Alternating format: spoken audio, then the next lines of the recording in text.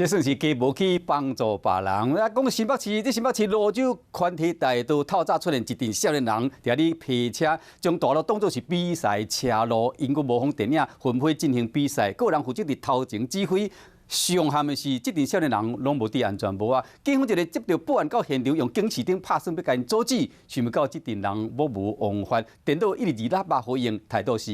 真唱秋。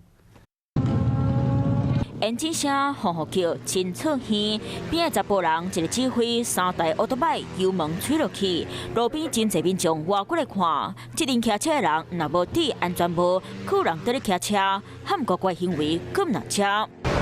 今朝看影片画面，规条路拢是批车的人，现场拢是烟筒讲声，警察车都伫咧后壁闪警示灯，想不到这群人甲天公照打，无咧甲休，电到伫起喇叭，态度真唱秋。事发就在泸州环体大道18号凌晨2点多，当时是有一群年轻男子骑着改装摩托车，把大马路当成了竞速赛道，宛如电影《玩命关头》。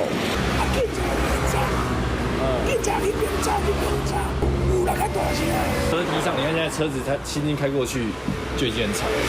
警察伫咧3分钟赶到现场，当时录到20几岁6个少年仔，违规事项包括皮车无戴安全帽啊、危险驾驶、颠倒用骑，全部拢会甲开罚。处新台币3万元以上